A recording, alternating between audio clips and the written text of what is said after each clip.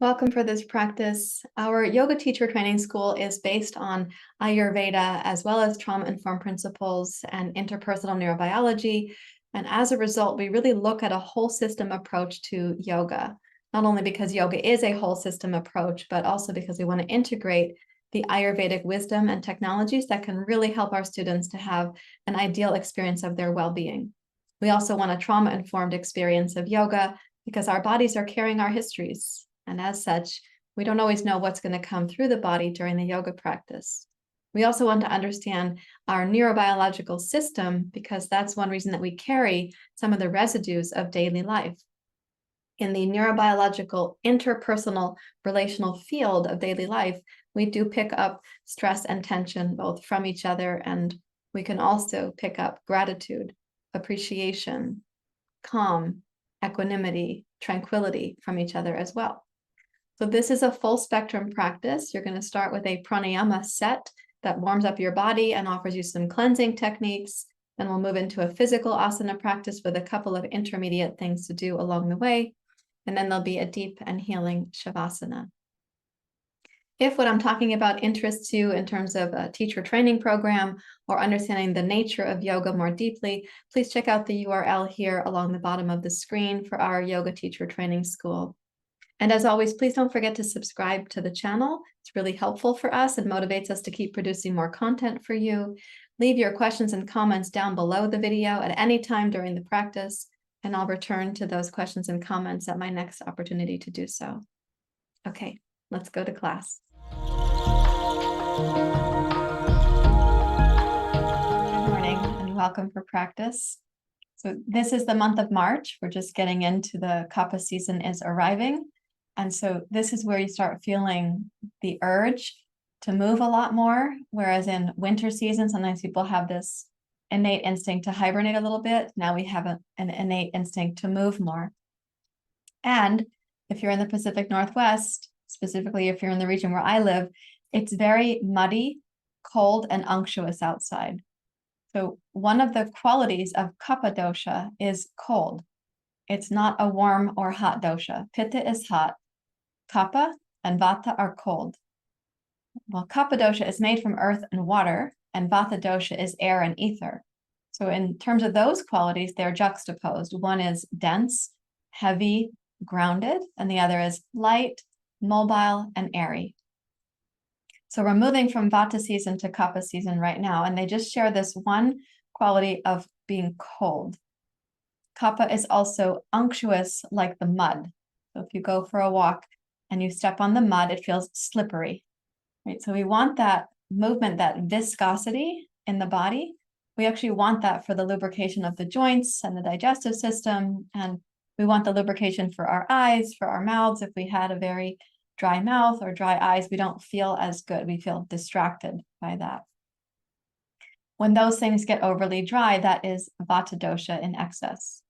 So we want to address the cold component because these two doshas share that inclination. We also want to be able to move, particularly moving the lymph system this time of year to get ready for spring to come in. We also want to address the liver and the gallbladder so that these organs can help us to get ready for the movement from winter's holding pattern to spring's flourishing pattern. A quick note that when you look at what grows in the ground right now, what's going to be coming up are dark green, bitter leaves. Those are actually for us to eat so that it can move the energy of the liver in preparation for spring. Dandelion greens, for example. If you have arugula in your garden and it's come back, arugula is also wonderful. Mustard greens, if you've got those planted or they're around in your environment, as they come up, they do like to grow in the heat. But if you can find mustard greens to have them this time of year, or mustard green seeds as microgreens, the spiciness of that is actually helpful. So it's the bitter and the spicy that helps to cleanse the blood and move things through the liver into that whole winter to spring cleansing process. We also can use our yoga practice to help in this case. So please take a comfortable seat. I'm really glad that you're here. You can rest your hands in your lap. Allow your eyes to close.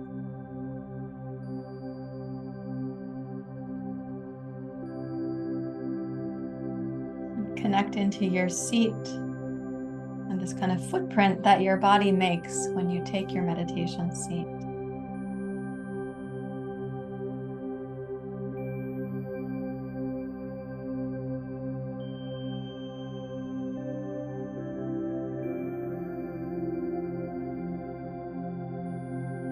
As you connect into that seat, lengthen your spine. Gently lift the base of your skull, the crown of your skull. But tip your gaze inward towards your heart and your chin slightly down towards your throat.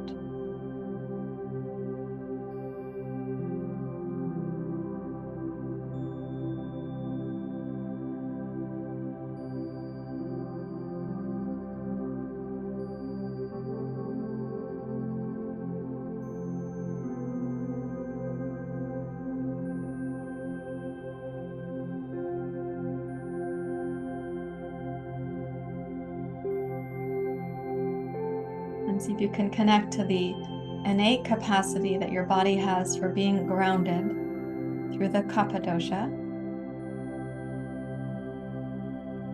Notice the presence of your hands on your knees. Even though they're not heavy, they are a slight presence on the knees, and they are also slightly warming to your knees.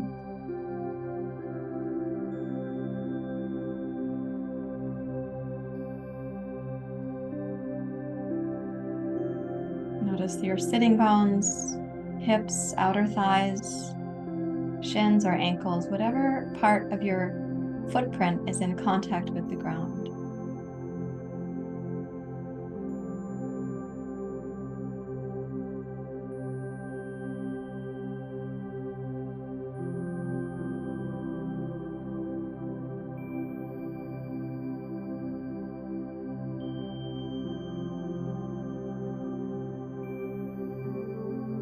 At the same time, lift the base of your skull again, the crown of your skull, and welcome the capacity that your vata dosha has for being spacious, open, less attached, no sense of clinging.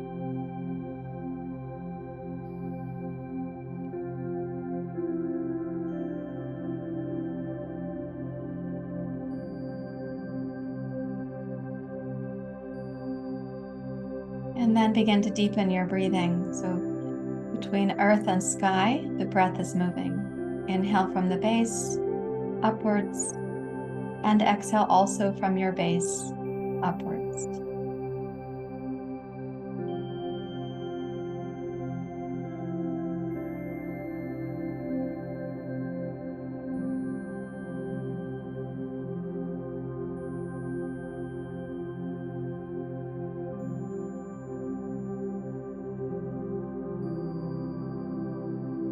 As you deepen your breath, you can gently chaperone your inhale and your exhale to be equal to each other. You may also choose to bring in a very subtle form of the ujjayi breath. There's a gentle whispering sound that you hear in the back hollow of your throat.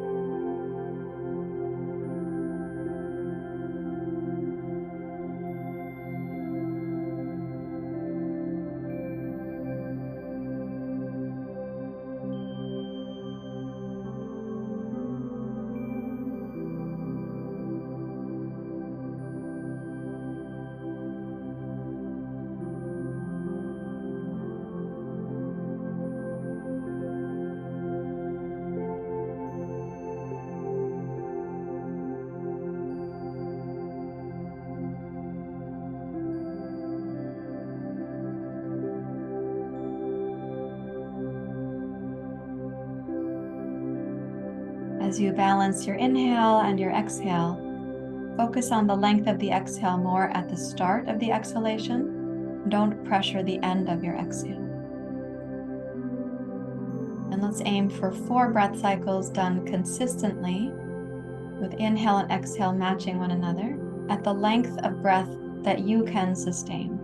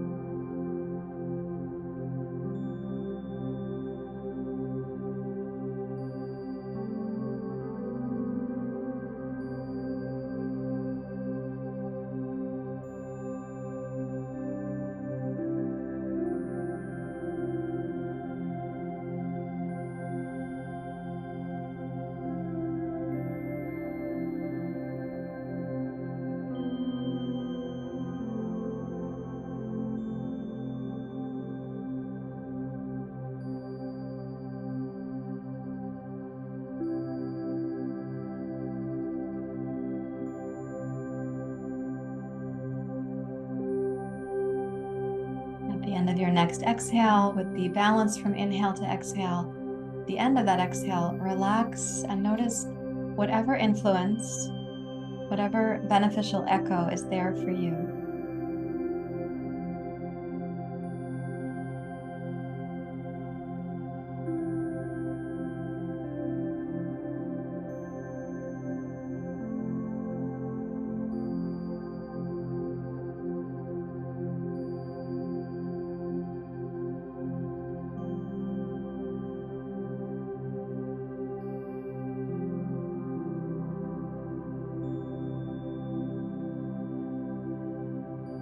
And then please raise your hands to your heart. So please raise your hands to your heart. Om Sahana Vavatu Sahano Bhunaktu Savidyang Karavavai Tejasvinavadhitamastu Ma Vidveshavai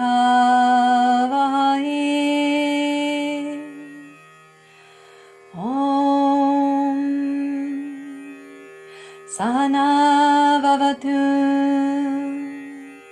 Sahano Bhunaktu Savidyang Karavavai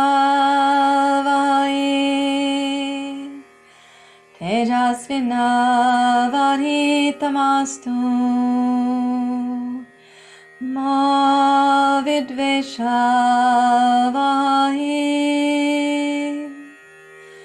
Om Sahana Vavatu Sahano Bhunaktu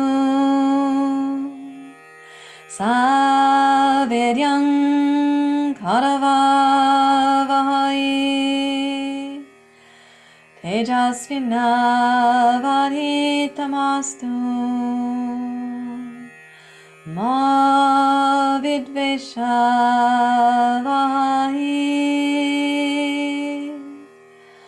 Om Shanti Shanti Shanti Hari Om Shri Guru Pyo Namaha Hari Om.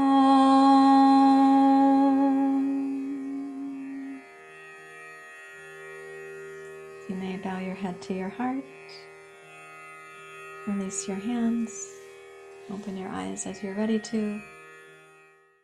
You may bow your head to your heart. Release your hands and open your eyes. Customarily, we do that chant 3 times. If I shortchanged you, you can do another one in your head. I don't remember counting. I don't. Sometimes I probably do it 4 times. Most of the time it's probably 3, but we might have done it twice just there. So you can do it silently in your head. May this practice protect us. May it nourish us. May it give us strength and vigor where needed. May it help us to overcome darkness or heaviness. May it help us to do this without us becoming impatient or falling into aversion or animosity along the way. Okay, so to do some heating practice, we're going to use pranayama to heat up the core of the body. But before we even do that, we're going to do a heating practice that we do with the fists. So you make like 2 fists. This is for tapotment.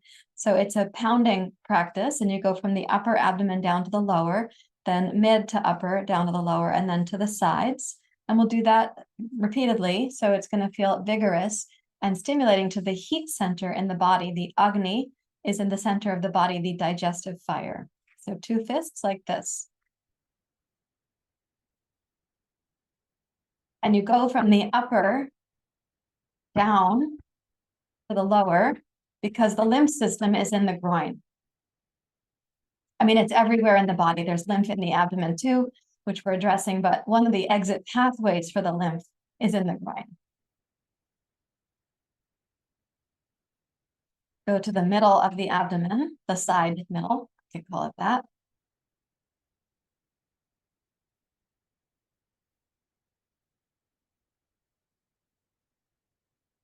And then to the lateral side of the abdomen, so even more side.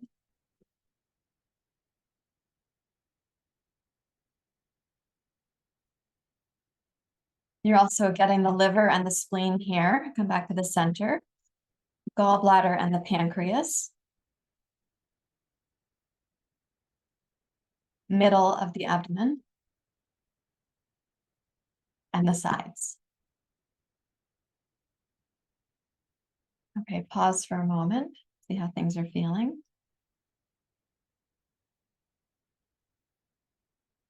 The body is three-dimensional, so we're going to do the back side, also using the fists. So come around, you can lean slightly forward, and let's get the kidneys and the adrenals, and going down towards the lower back.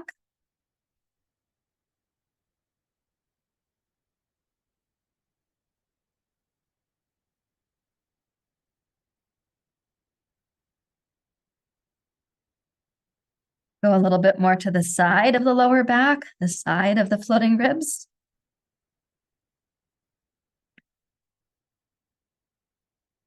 Okay, and then pause, come upright. And now what we're going to do is use the fists to go from the outer hips towards the groin. So you're basically giving direction to the way that you want lymph to flow. So when you do the tapotment, go from the outer hips around to the inner groin.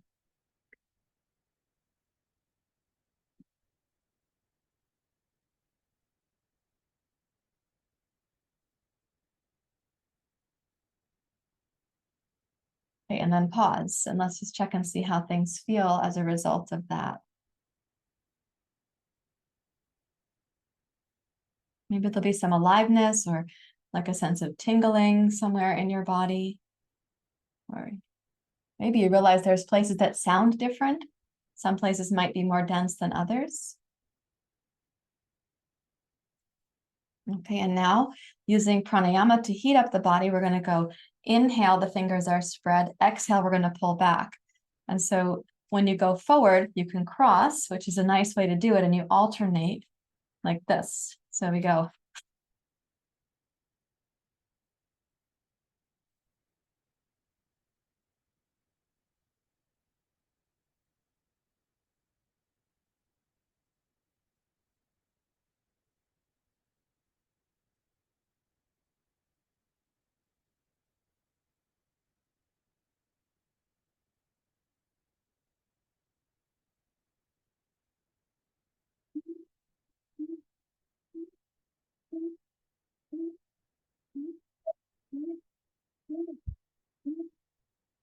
Five, four, three, two, one. Now inhale, reach forward.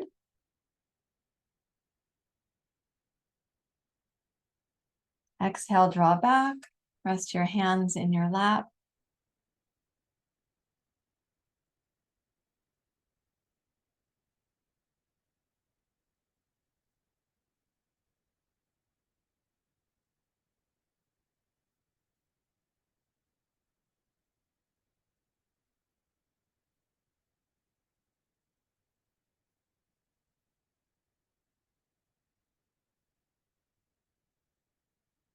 Okay, place your hands on your shoulders. We're going side to side. Using now exhale through the nose more rapidly, like Kapalabhati.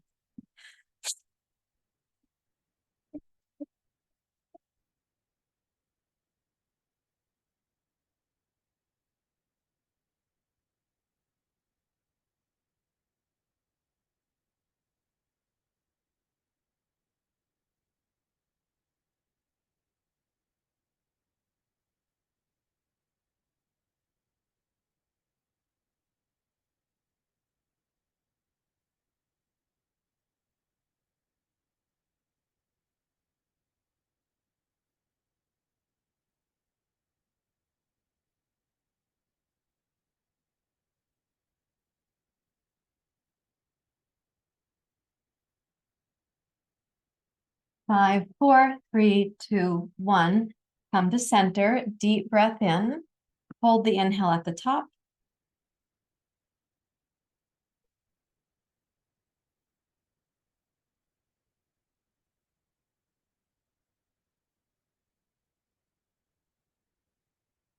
Release the hold and release the breath.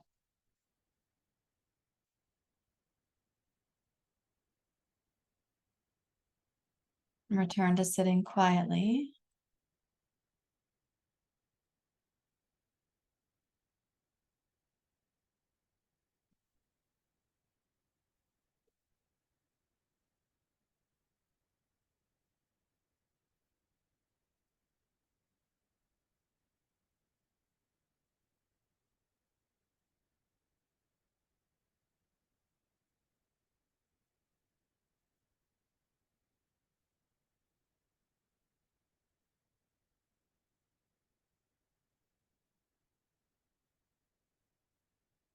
And now arms up, fingers open, exhale, pull down. So a little more activation when the arms go overhead, stimulating a bit more heat and also more in the lymph system. Rapid inhale, exhale, inhale, exhale.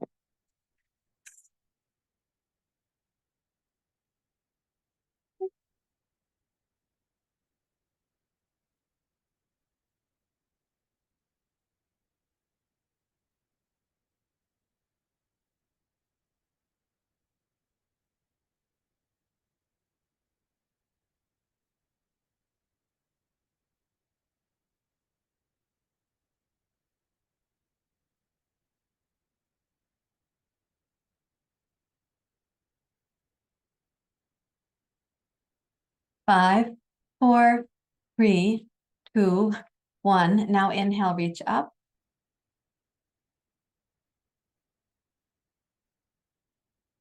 And exhale, float the arms out to the side and return your hands to your lap.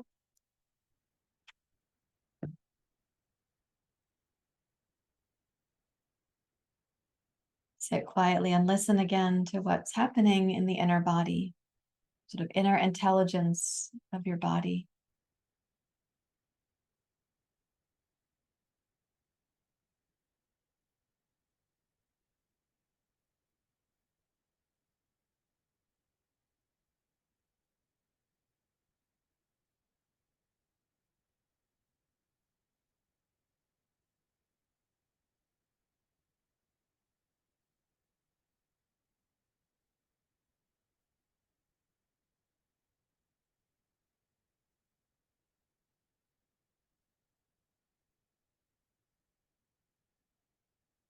Let the echo of the practices have like whatever length of tail they have. And by tail, I mean like the sound of a train. It goes by and it lingers even as the train has gone on. So allow your body the echo that it needs for everything to settle. Know that the energy you stimulated will continue to be beneficial to you. That will keep moving. But you want the sense of now integrating and settling in the silence.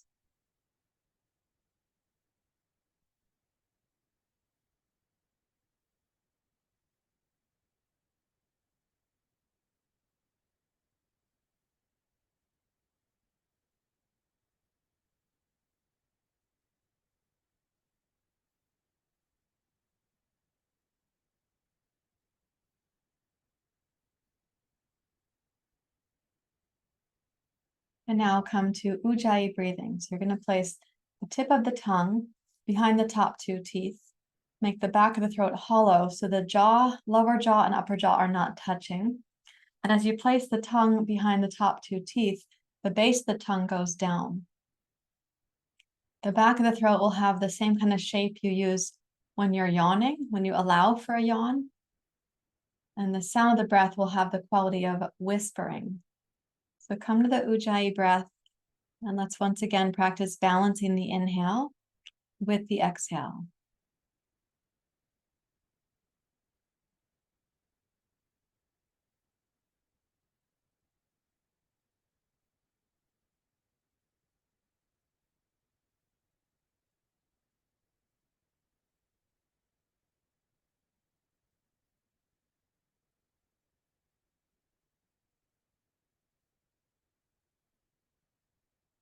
Give yourself the time to come into that balance. So if your in-breath is 6, the out-breath is 6. If it's 10 and 10, 8 and 8, whatever it happens to be, let's aim for it to be consistent. And start granting the pause between the breath cycles a consistency as well. In this case, the pause is merely a pause, might be 2 counts, could be 3. We're not doing box breathing right now. Simply balance your inhale with your exhale, called sama pranayama.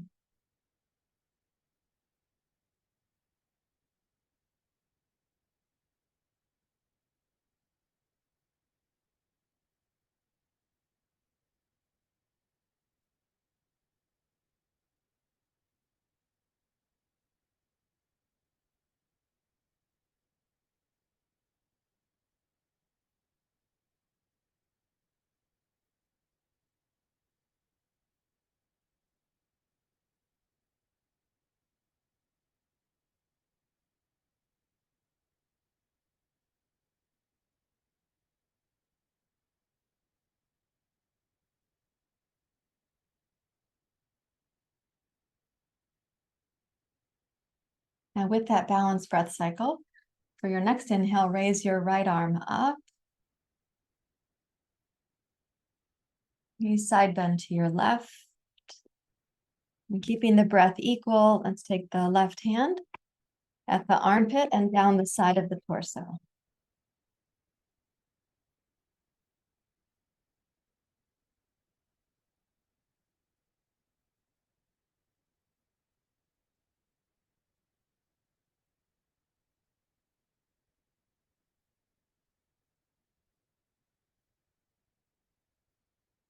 Okay, and then exhale, rise up to center using the right low belly for strength. Inhale, open your right arm out to the side, turn your head to your left. Wrap the right arm around behind your lower back. Bring your chin down towards your left collarbone. And with your left hand, come up behind the right ear and make some small circles right here. So this is one of the points on the lymph system, and we can give a little massage to help open that gateway.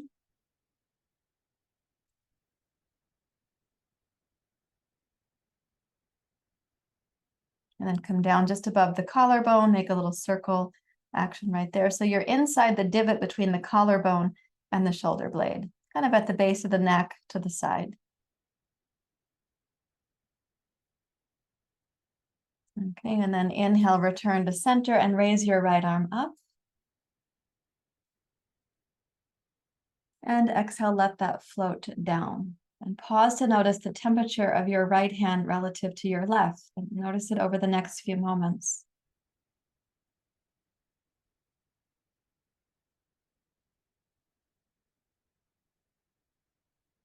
The circulation is returning to your right hand, and that's why the hand feels like it heats up, because it does get warmer from that. Okay, so balance the Ujjayi. Inhale. Exhale at your own timing. And inhale, raise your left arm. Exhale, side bend to your right. And keeping the breath equal, if you're able to, then take the right hand like a cup.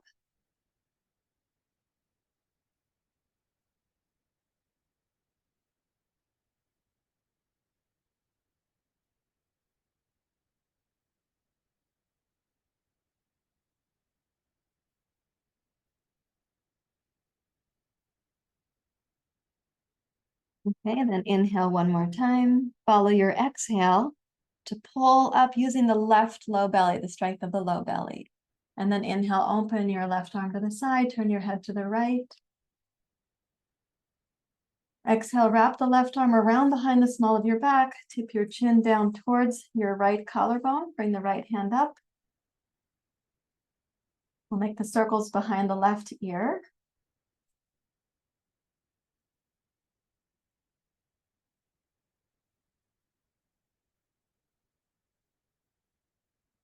And then down to the collarbone, where the divot between the collarbone and the shoulder blade, the base of the neck.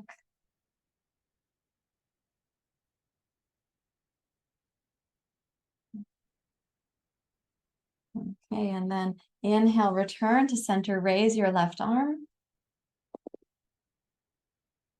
And exhale, float your left arm out to the side and rest your left hand on your left knee. Notice the temperature of your hands.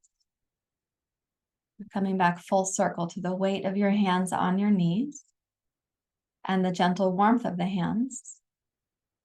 Notice if your mind is able to be any bit more present.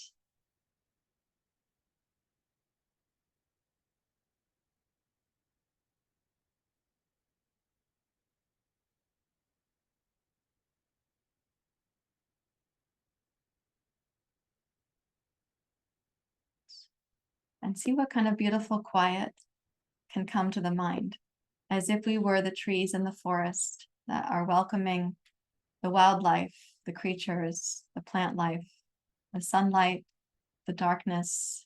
They welcome the night sky. They welcome the morning light. I'm sitting with an attitude of welcoming.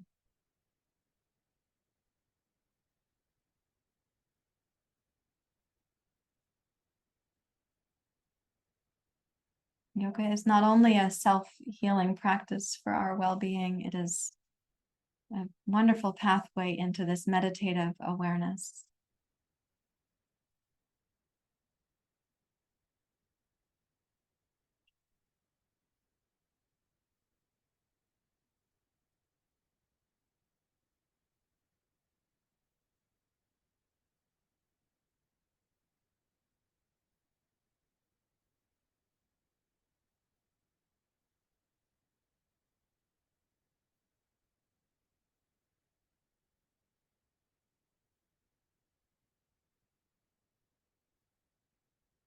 And listen in your meditation, listen inside for the place in which you dwell in peace, shanti, the place where you dwell in appreciation, in gratitude.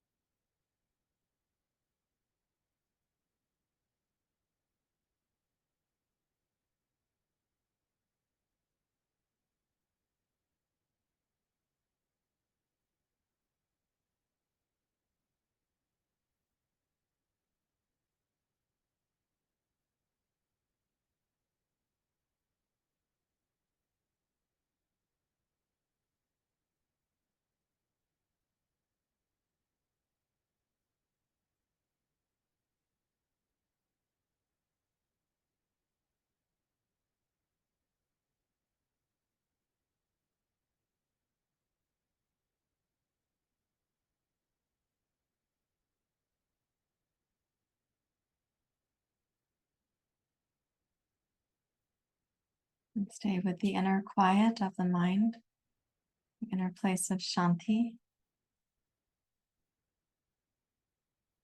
Allow your body to be naturally grounded and upright and relatively still.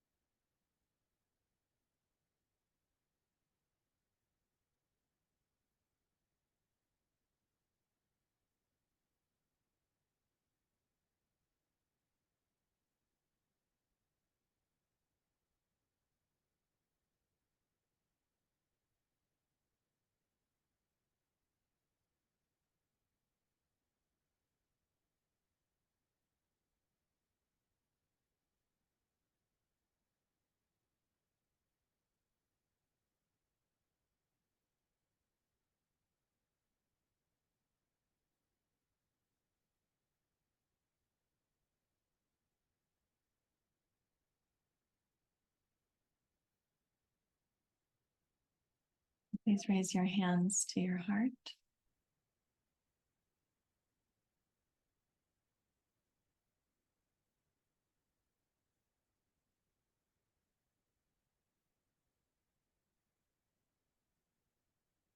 Thank you very much, everyone.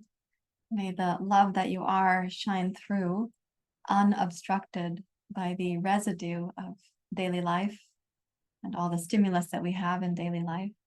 May it shine through, and may you each be a welcoming forest, a welcoming canopy of sorts for the creatures, the birds, the people.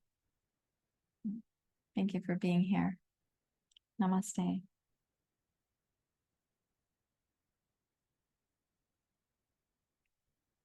I'd like to offer something for anybody who had this experience during Shavasana or meditation.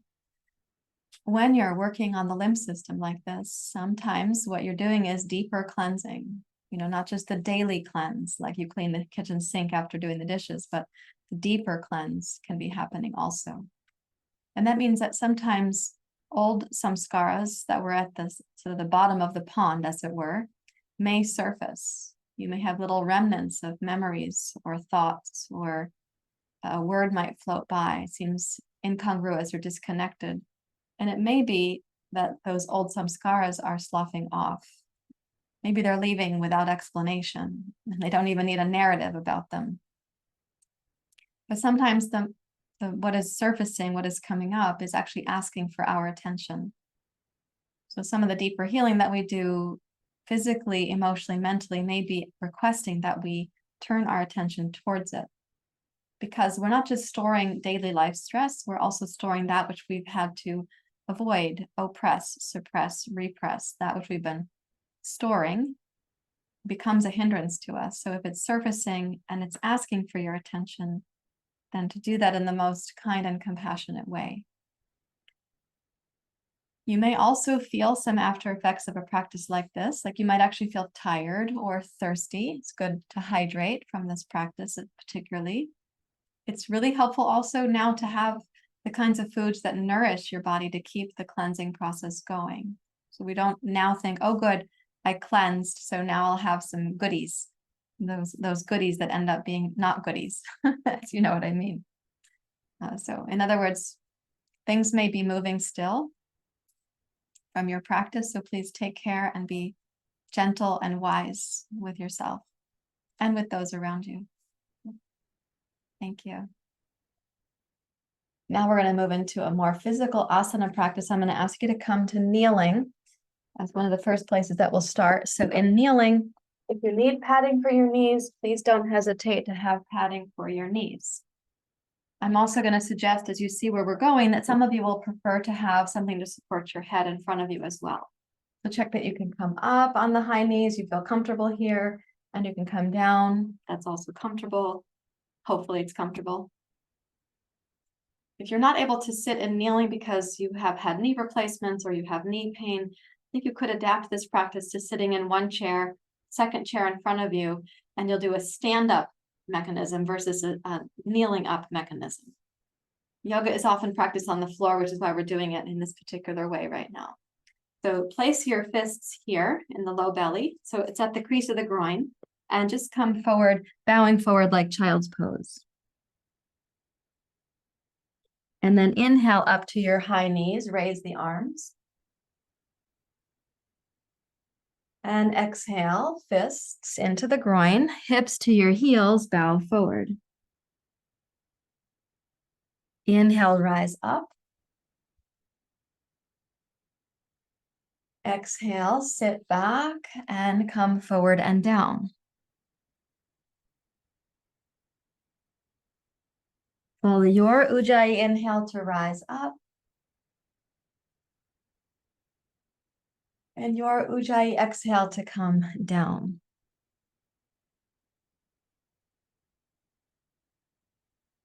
Twice more.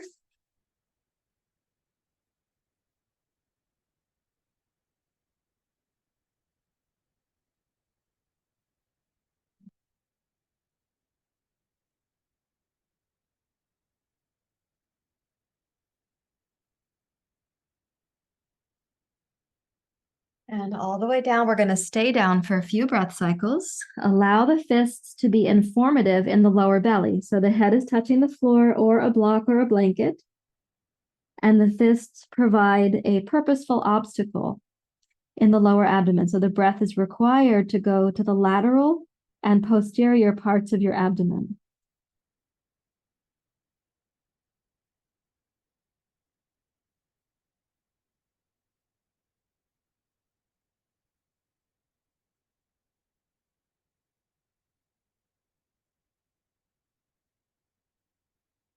And then roll yourself up to kneeling. Release your hands. Notice the heat that comes with that part of the abdomen when you release the hands. Right, so more circulation. Generally speaking, your circulation should feel like it's everywhere now, except if you're still kneeling, you won't feel it as much in your feet. And in a moment, you will get to have that. Okay, so that closes and opens the lymph, closes and opens, closes and opens. And then you feel that circulation coming through and some warmth there. Now take a blanket, and I'm going to suggest you fold it in thirds so that you can come up and stand on it. Notice when you come up to stand that you're going to have circulation going down your legs now. So you'll start to feel through the calves and the feet and the ankles, this nice washing through there. So our lymph system is not just in the upper portion here, not only in the abdomen, not only in the groin, but also in the calves and the lower legs. So place your toes up here.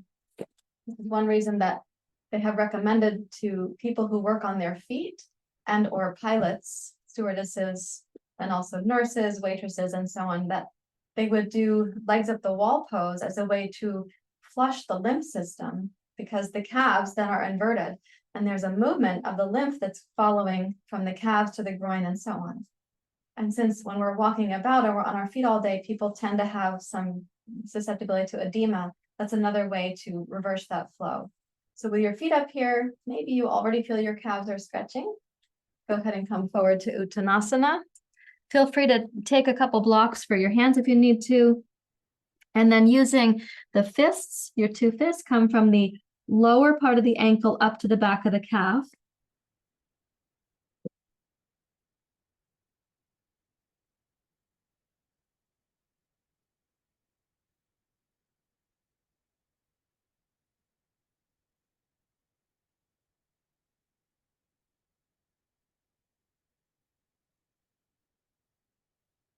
And then focus at the back of the calves for about 10 Tupotmans. Okay, shift your hands to your hips and please rise up to standing. Now with your blanket folded in thirds like that, step to the other side of the blanket. So now you have feet like a Barbie doll. This is what I've called it for a long time, Barbie doll feet. It means that you're tippy-toeing as if you're wearing high heels, but you are supported by the blanket. Okay, let's give a little test drive here. If you're comfortable, to come down to squatting. So check and see. Not always easy to get down to a squat. It's okay to, if you need some support for your balance, you could put your blanket, your blocks nearby to give you some guardrails. And then come back up to stand, please. Okay. Inhale, turn the palms face out. Inhale, raise your arms up. Exhale to chair pose. Breathe in. Exhale to malasana, squatting pose. Inhale, chair pose, utkatasana. Exhale.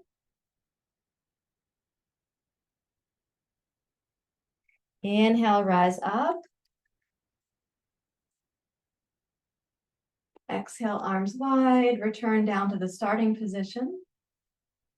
And begin again. Inhale.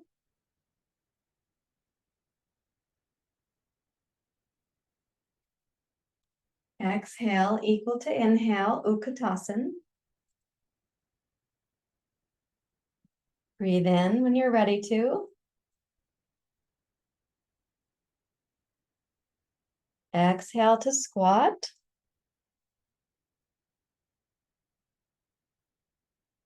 Inhale, Utkatasana.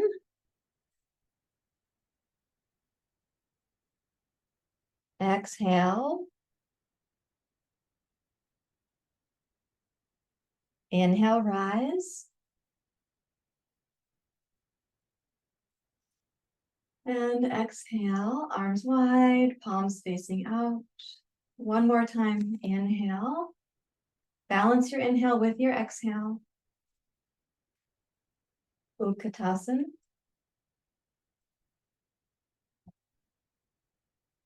Breathe in.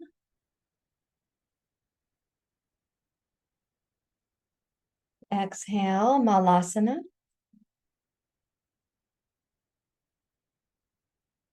Inhale. Exhale. Of course, at your own pace, right? And exhale, arms wide and out to the side. Let the arms dangle. Step onto level ground. Leave your setup there. Let's step onto level ground and notice how things feel in the whole of your body now, in the entirety of your body.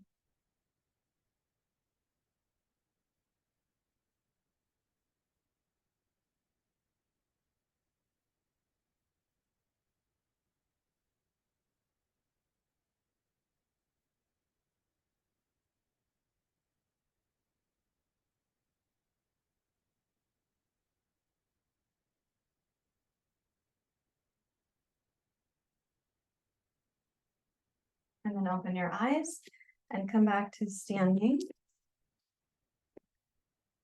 Smiling, thank you. Turn your palms face out. And we're going to add something to this one. So inhale, raise the arms. Exhale, bend your knees. And one reason that we do chair pose with the knees separated is that we're going to come down between the knees for a twist. So inhale, twist right. Exhale, come to center. Inhale, twist left. Broaden the back of the body as you're twisting. Exhale to center. Inhale. Exhale, come down. This variation on Malasana. Bring the left arm to the inside, and then inhale, open to your right.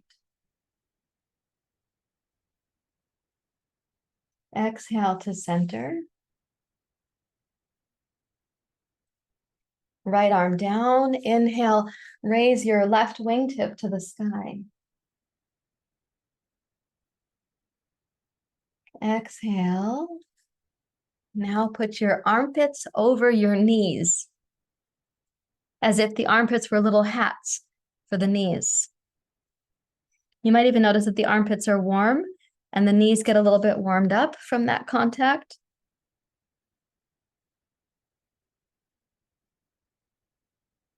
Relax the weight of your head so you're gently gazing down. And keep the breath moving into the back and the sides of the waist.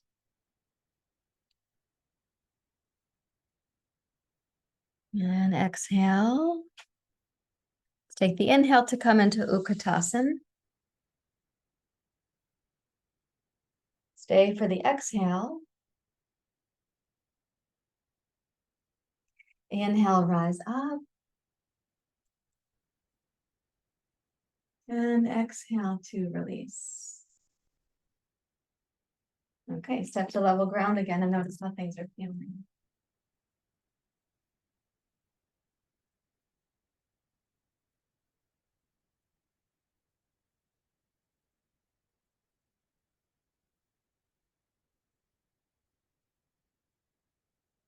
Okay, let's put the blanket aside. You can keep it nearby. We'll use it again. Take a wide stance. So you have this experience of the groin lymph and then the armpit chest lymph. And then we've got other places for the lymph in the body. So it's everywhere. And it's important that we know how to move lymph towards its exit pathways, a little bit like leaving a crowded theater or the baseball stadium after. I was just remembering being at the baseball stadium in New York when the Jets were, no, not the Jets, the New York Yankees were playing, pardon me. I'm mingling my memories. I never went to a football game, I went to a baseball game. But to leave the stadium, you had to go at a certain pattern to get out, right? So there's also a pattern for the lymph system in your body. So we're addressing some of those places right now. We're going to continue. So this is going to be the armpit chest and then the groin right in here. So reach back to clasp your hands, squeeze the shoulders back, squeeze the arms back. As you inhale, lift your chest and heart. Let the hips come forward to be in line with the toes. So not super far forward, but just in line with your toes. Look up.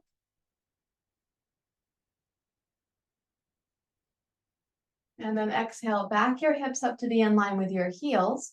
Bow forward and come down to Prasarita Padottanasana. Keep the fingers interlaced. Squeeze the upper back.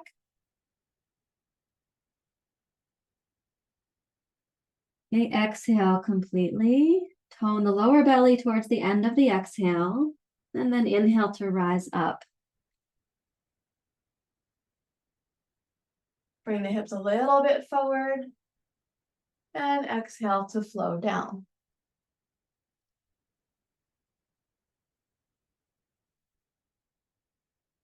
Inhale, rise up.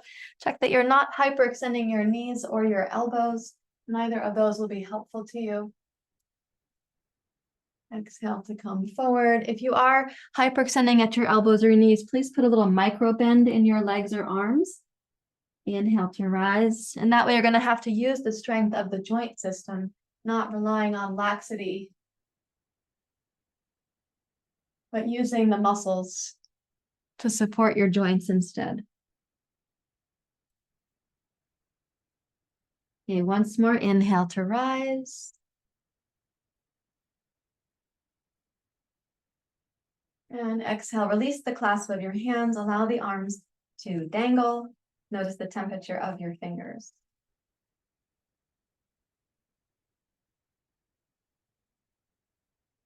Turn the heels in, turn the toes out.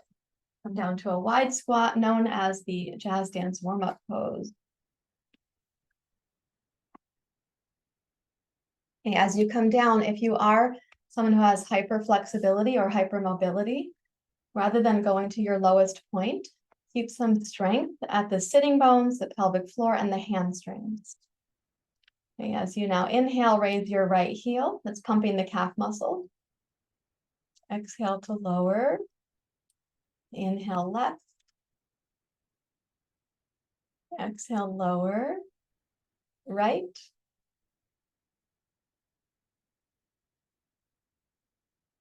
Okay, left.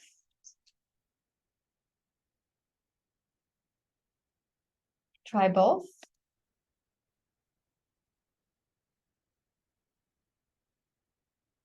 Use the rhythmic nature of Ujjayi breathing. That is also setting a rhythm in your body, and your body is comprised of rhythms. Circulation, heartbeat, biorhythms, circadian rhythms, metabolism. So you're helping to create the rhythm with the Ujjayi breath. It's like a rhythm, like an ocean has a rhythm for its waves. Okay, exhale, lower your heels down, and then root the tailbone down and check that you can start bearing less and less weight in your hands. Reach your arms forward. Okay, with the knees turned out, stretch the inner thighs and come into the goddess pose. And stand like a goddess. Use the strength of the Kapha dosha, right? Pitta is also a dosha of strength.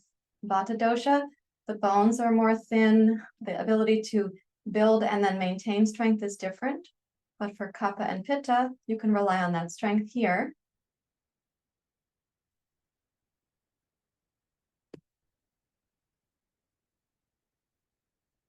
And then inhale, rise up. Let's make the feet parallel.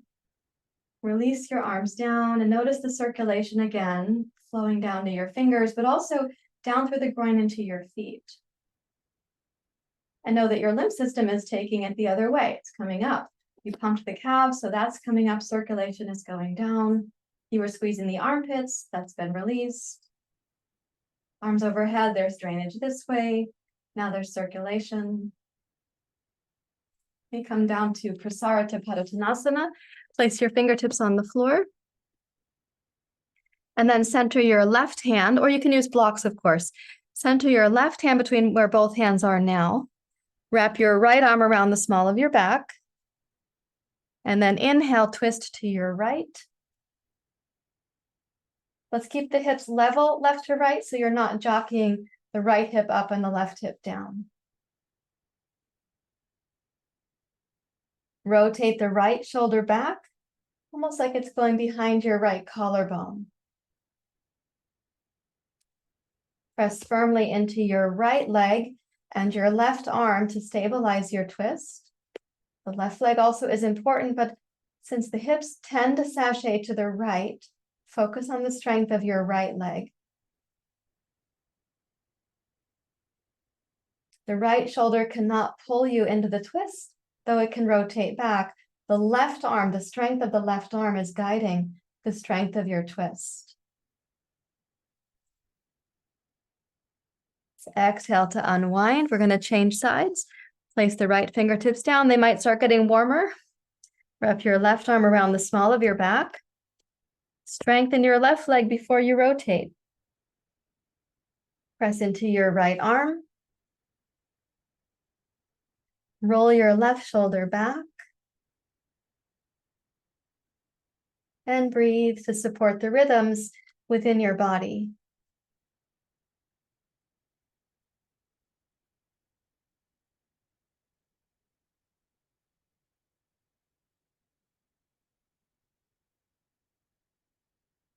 Notice the strength that you can gain during the exhale and the space you can cultivate during your inhale.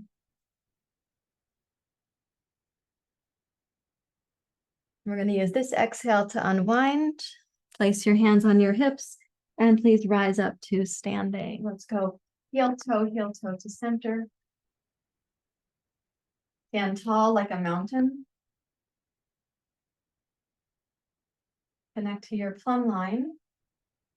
So when you stand tall and the mind gets quiet, the eyes are closed, and you sense the center plumb line of your mountain self.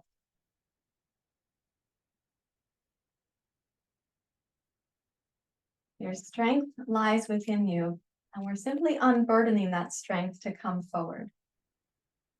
By this, I mean your mental strength or your strength for perseverance, your strength for determination or dedication, the strength of your inner confidence. You're also building muscle strength in yoga practice, but this inner strength that can get burdened when we feel like edema or lethargy or apathy, that is coming through as we slough off the burden. You sweep both arms wide. Wrap your right elbow over your left. Weave the hands around each other like a rope. Bend both knees. This is Garudasana, eagle pose. You could seat back like in chair pose, right? And since you have your right elbow on top, put your body weight into your right leg and bring the left knee over the right knee.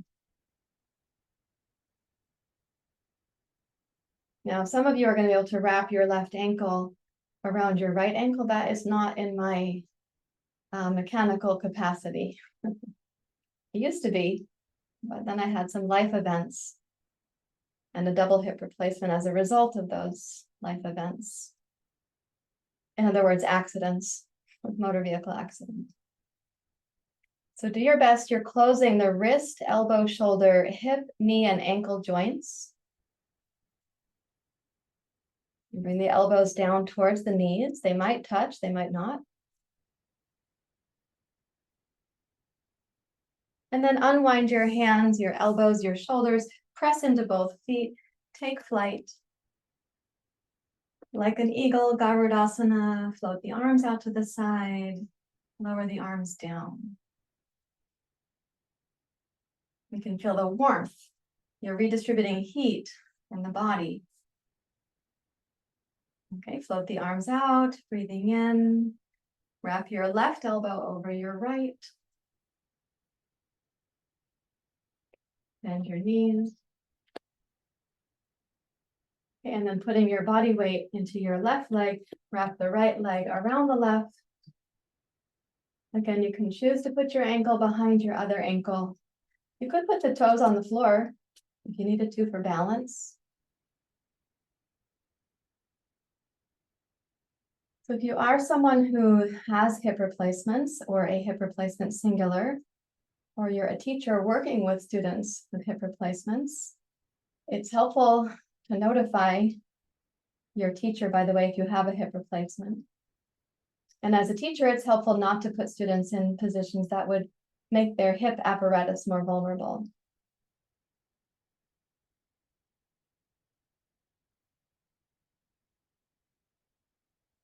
And with your next inhale, start to unwind, plant both feet, take flight.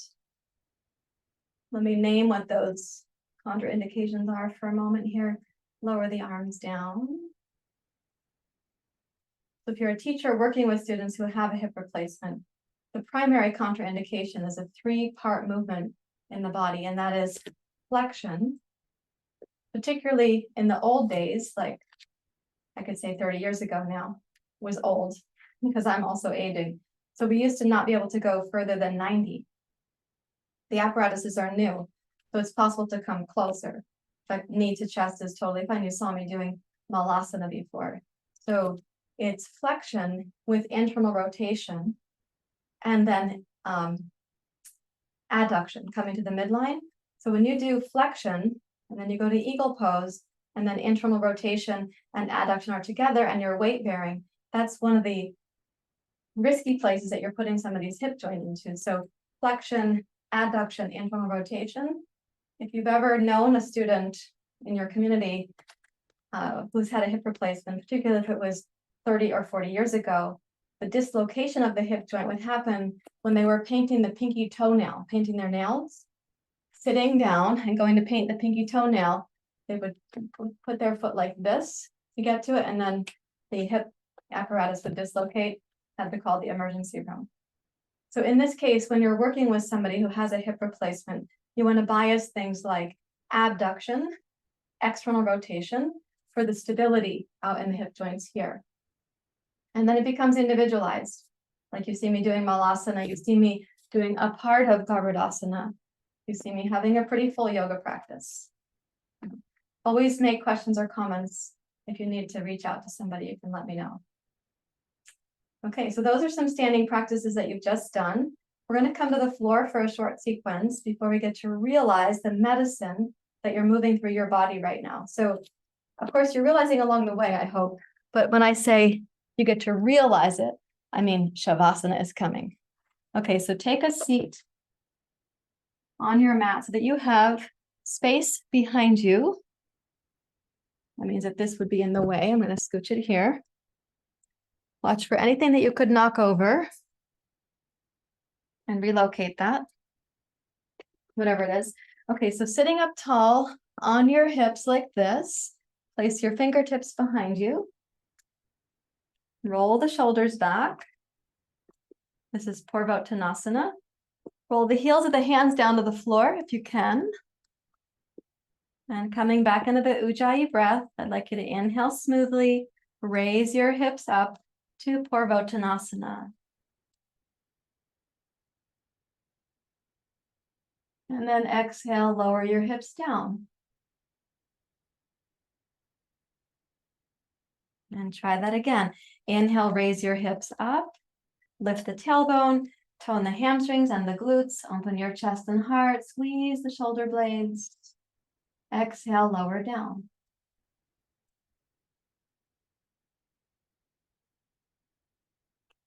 Again, inhale, rise up. We're going to change the sequence very slightly.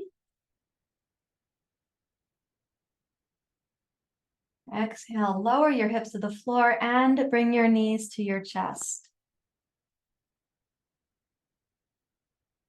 Inhale, Purvottanasana.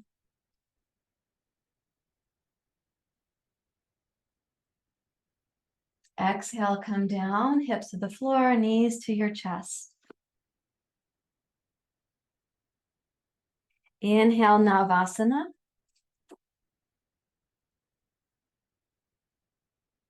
Exhale, Dandasana. Inhale, reach up. Exhale, Paschimottanasana.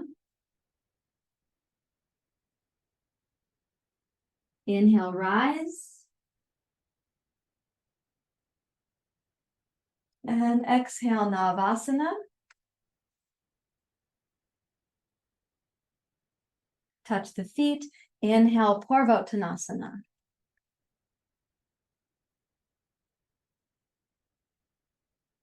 Exhale, hips down, knees to your chest. Inhale, Navasana. Exhale, Dandasana. Inhale, reach up and forward. Exhale, Paschimottanasana. Inhale, Dandasana. Exhale, Navasana. Inhale, Parvottanasana.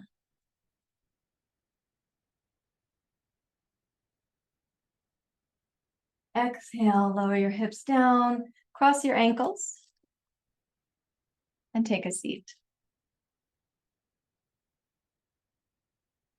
Notice how things are feeling.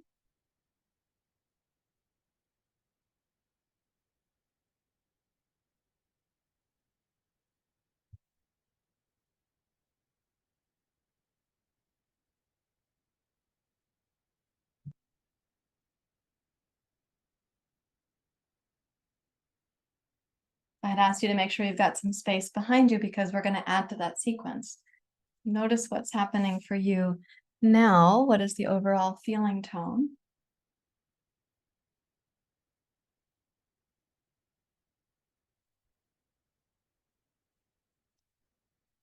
Okay, and then turn sideways again.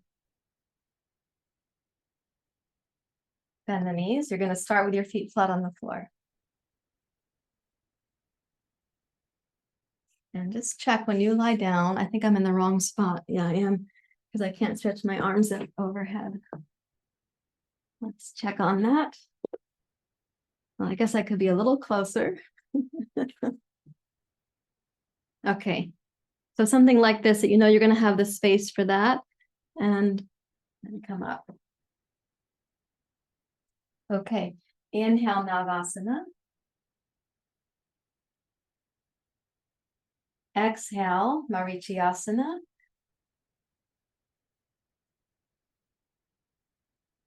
Inhale, Navasana. Exhale, Marichyasana.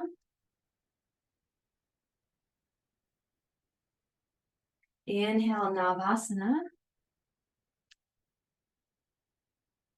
Exhale, Dandasana.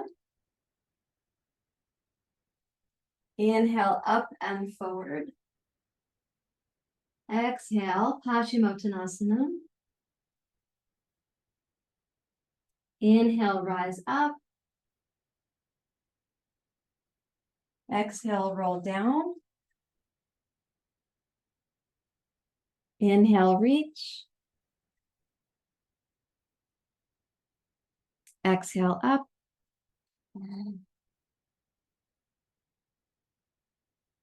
Inhale, Navasana. Exhale, Dandasana.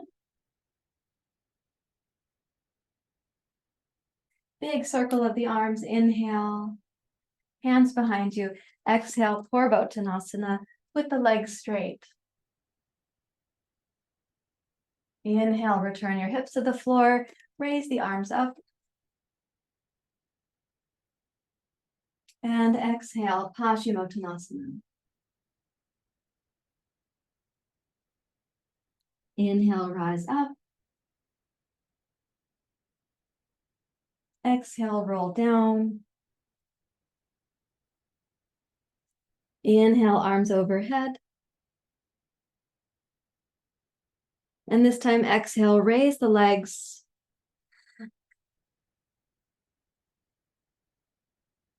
And then let's take the legs straight up from the hips. I ended up under my furniture after all. So legs straight up from the hips like this. And pump the ankles.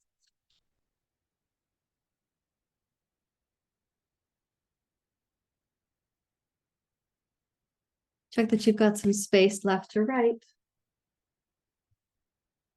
We'll finish with Jatara Parivartanasana, which means the revolved twisting pose. So you can do this with the legs straight, which means your feet are coming down towards your hands, or you can do this with the knees bent. Your knees are coming towards your armpits. So the practice can go like this. If you're using the straight legs, the feet are ideally in the line of the arms. That means that you have the hamstring flexibility for your feet to come forward like this. Otherwise, the bent knees are totally fine and recommended.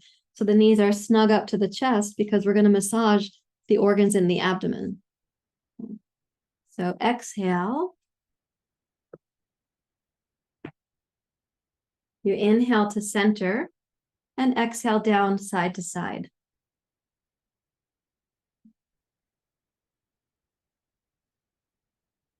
As you're going side to side, try to keep your feet together so they don't separate when you come down. It doesn't look like one leg is short and one is long.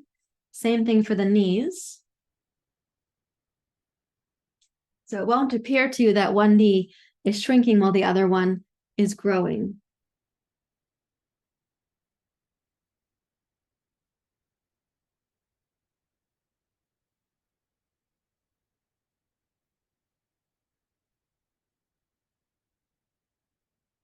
One thing that might be happening is you're sliding down your mat. You're moving away from the, the back of the room. You may be also, I don't know, if, based on your clothing, maybe your t-shirt is gathering up near your neck. So, of course, take care of yourself.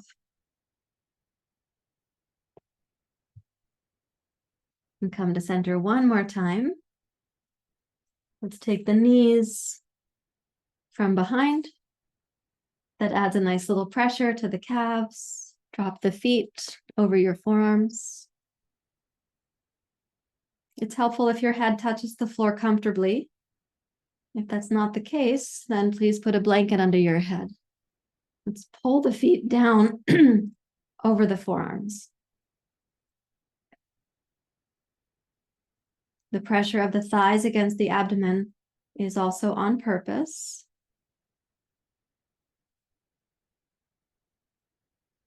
Notice where the breath goes.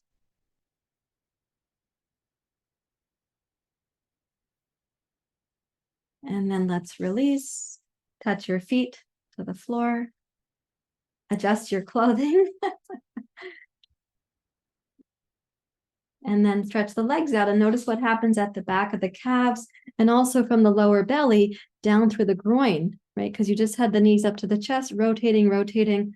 What is now happening downstream? Keeping in mind that there's also this upstream current.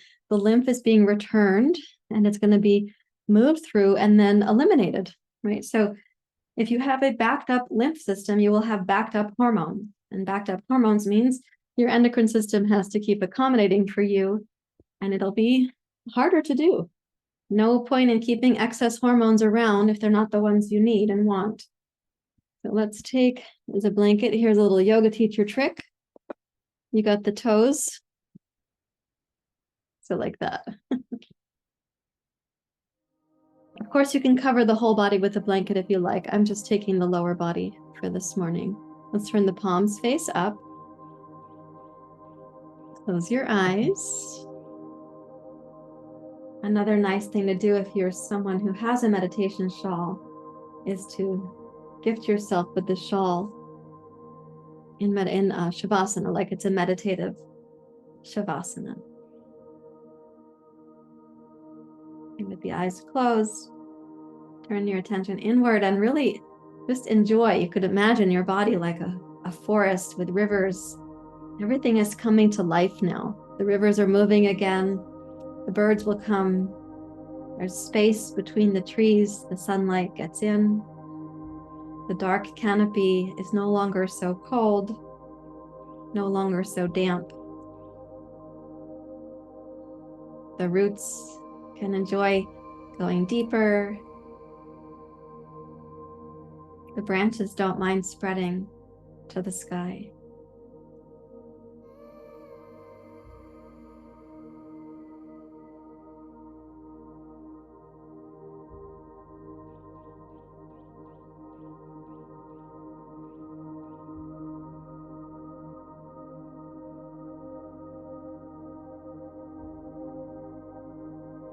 Allow yourself this wonderful gift of integration and restoration. Yoga practice is not like a workout as we go to the gym. There is the importance for that. This is an internal workout, an inner workout, we could say, a work in.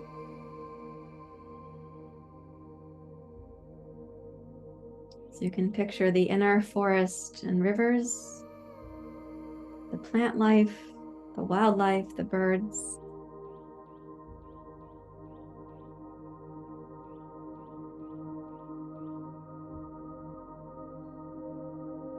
And this is your circulation, innervation,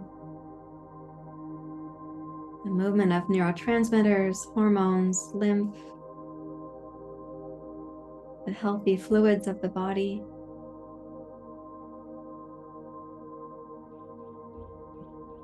The repair of tissues, the resetting of your metabolism, your heart rate, your nervous system.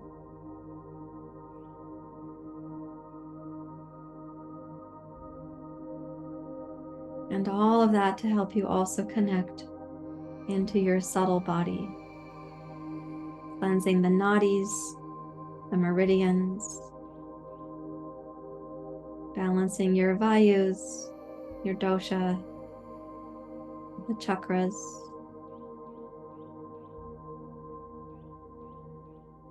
And deeper than all of that, reconnecting back to your inner discerning mind, wisdom, intuition.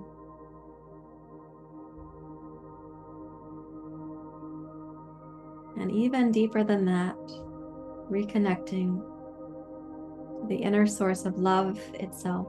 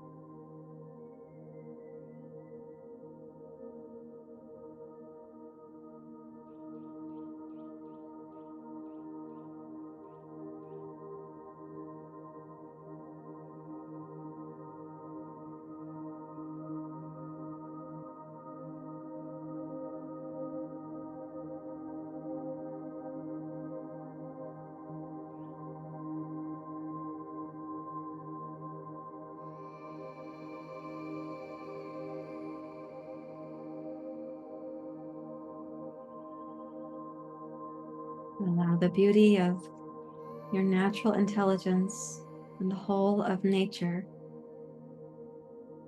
to take care of you right now. This is a practice of surrender and appreciation.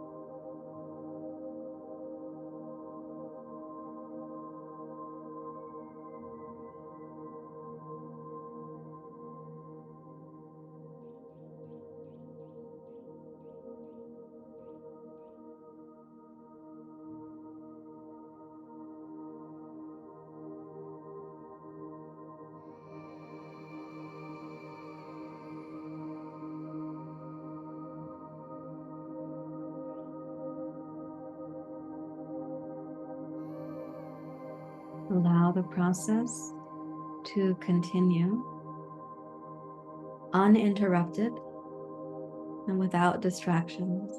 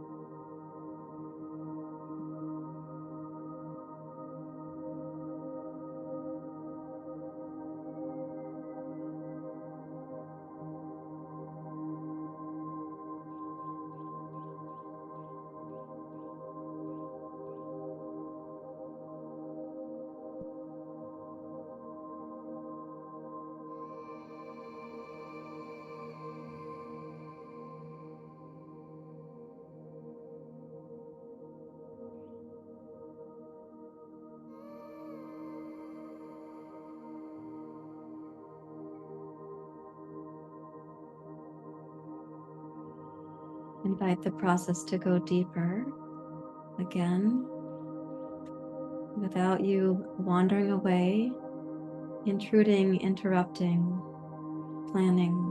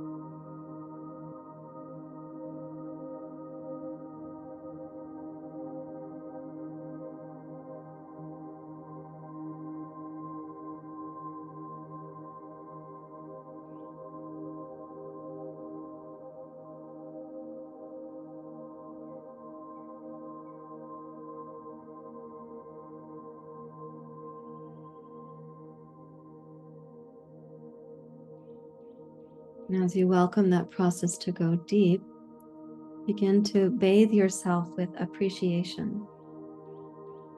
And so appreciation for the natural intelligence that's taking care of you right now.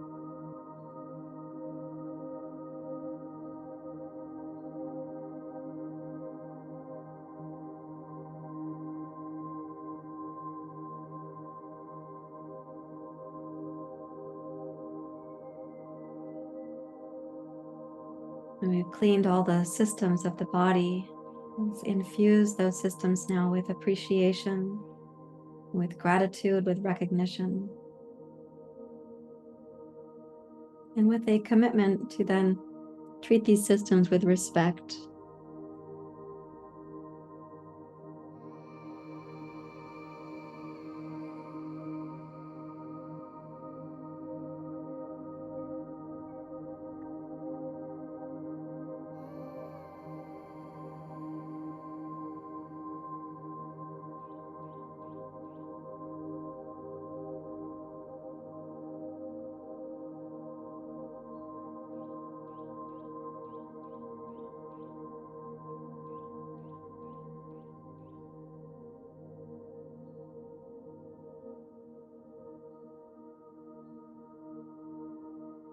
And start to roll your head side to side. Wiggle your fingers and your toes.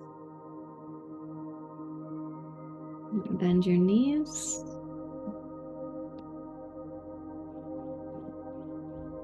Roll to your side.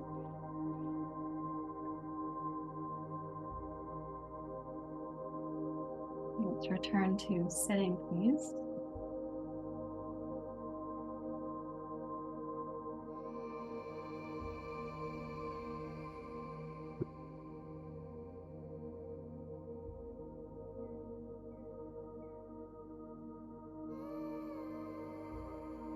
I know that a couple of you in this community have had a major surgery recently.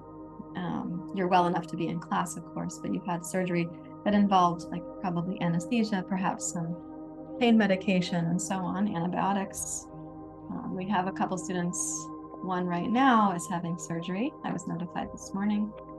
And it's just, knowing a community over a long period of time, you end up knowing when things are happening. So the lymph system is really important following those kinds of surgical procedures because of everything that comes in during the procedure, particularly with anesthesia and pain medication, antibiotics, all those things.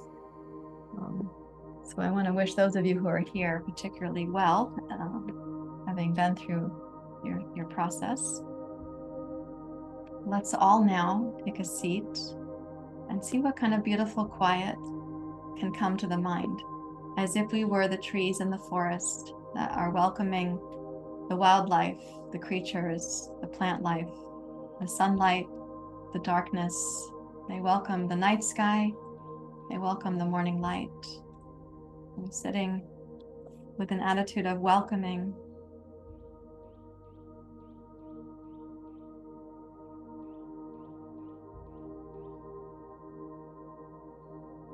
Yoga is not only a self-healing practice for our well-being, it is a wonderful pathway into this meditative awareness.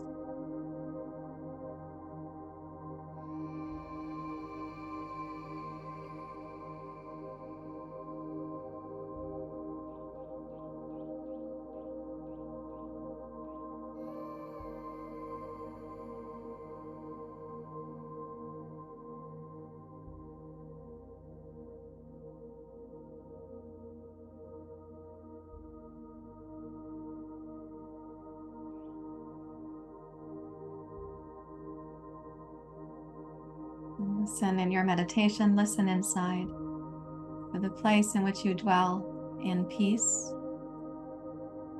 shanti, the place where you dwell in appreciation, in gratitude.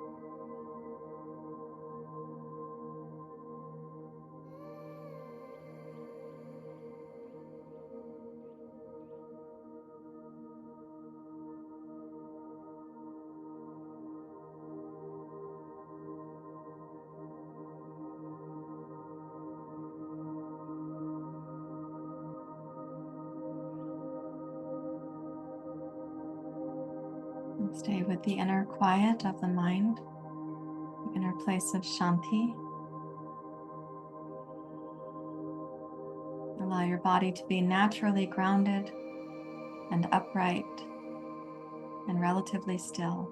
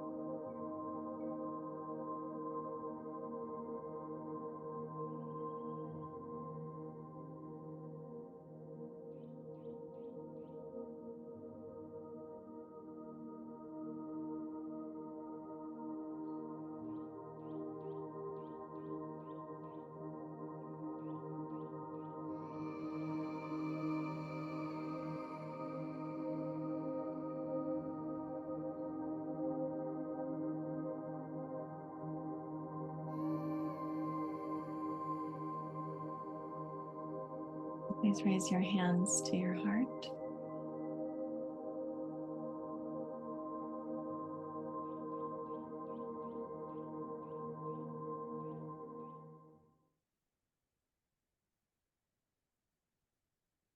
Thank you very much, everyone. May the love that you are shine through, unobstructed by the residue of daily life and all the stimulus that we have in daily life. May it shine through, and may you each be a welcoming forest, a welcoming canopy of sorts for the creatures, the birds, the people. Thank you for being here. Namaste.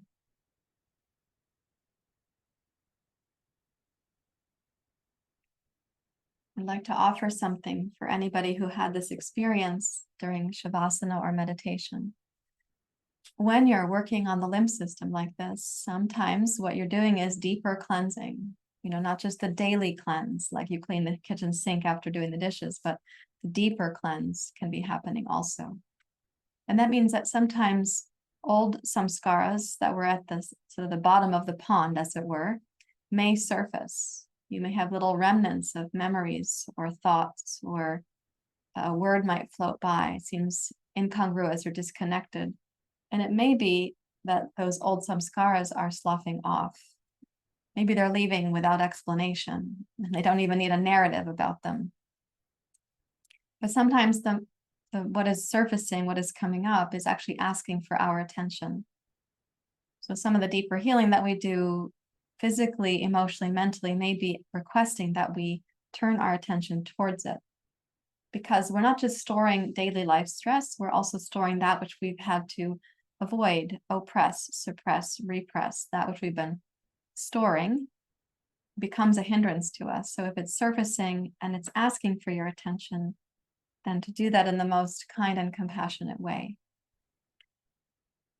You may also feel some after effects of a practice like this, like you might actually feel tired or thirsty. It's good to hydrate from this practice particularly.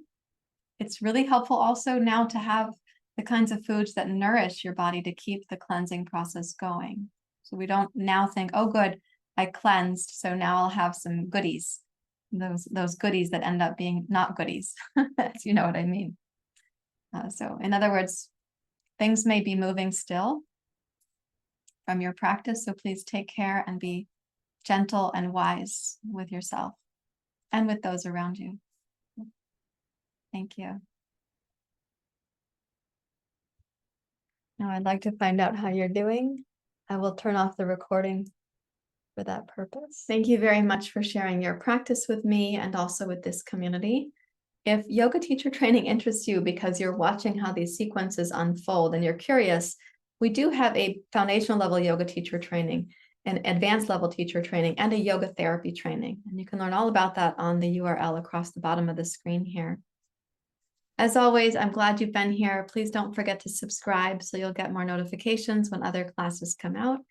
I love to have your comments and your questions down below. And if the practice was helpful, please do click the like button. That helps us as well with the channel. Thanks again, everyone. Namaste.